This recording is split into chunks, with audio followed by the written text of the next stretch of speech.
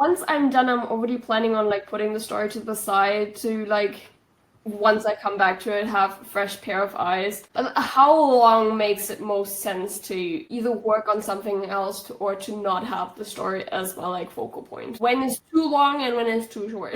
That is a good question. I will say the answer is going to depend on every individual. You know yourself best. You know ultimately when is going to be too long, too short. Definitely you go off of vibes. However, a tip that I always found helpful is the change of season is really helpful. Getting a fresh perspective, but also not forgetting what the past season was like. So, for example, if you finish the story in spring, wait until summer or fall to look at it again, because symbolically, the world around you changes, even though not too much time has passed. But the world around you looks different, and so your perspective might look different. You can always go at it a couple times too and see, like, start reading, pick it up when the season changes, start reading, and then if it still feels um, too familiar to you and it doesn't feel like you have those fresh set of eyes, then you can put it away and then take it out again, a month or two later. There's no right or wrong answer. It's really just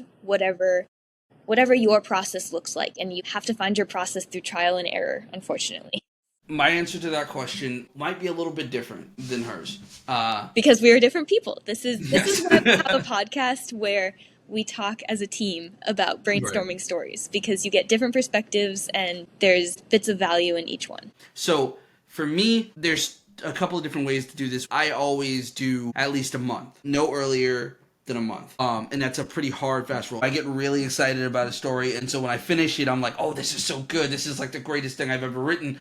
It's usually not, but it's like the greatest in my mind. It's what I think. And so it's usually because of the excitement that I have for the idea and the project. So I think the greatest rule of thumb is start working on something else, and when you feel yourself at the point where you're so excited about the new thing, then go back and edit it, because you'll finally look at it with the perspective of your mind will be on that other thing that you're really, really excited about, and so you'll start to see all the problems and the thing that you already worked on, and you'll be like, oh, this is terrible because it's not going to be as beautiful as the thing that I'm thinking about over there. The length of time may vary on that, because I've been known to be excited about a project for 6 months, and so it just takes me 6 months before I'm like, because I just love the idea so much that I'm just like, okay, cool.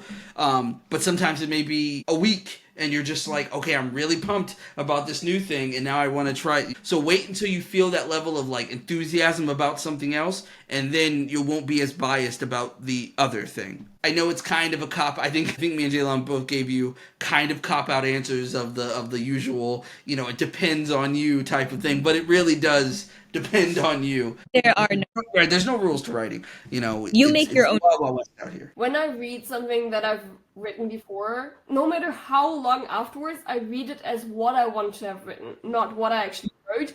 I'm dyslexic, so I do not see my mistakes. I need to keep that in mind. So if I return to the story, I need to actually be able to read it as what is on the paper, not what I wanted to have on the paper.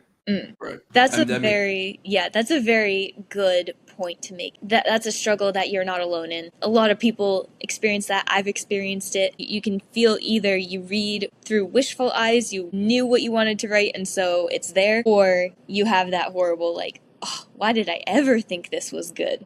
And both bring their own challenges. Writing in general is hard, and for you being able to write with dyslexia, write in a language that is not your native language, like all of these things you are conquering in order to put the story out there. So to me, that alone is proof that the story is very important for the world to see, because it's worth you going through all these challenges to write it and get it out into the world.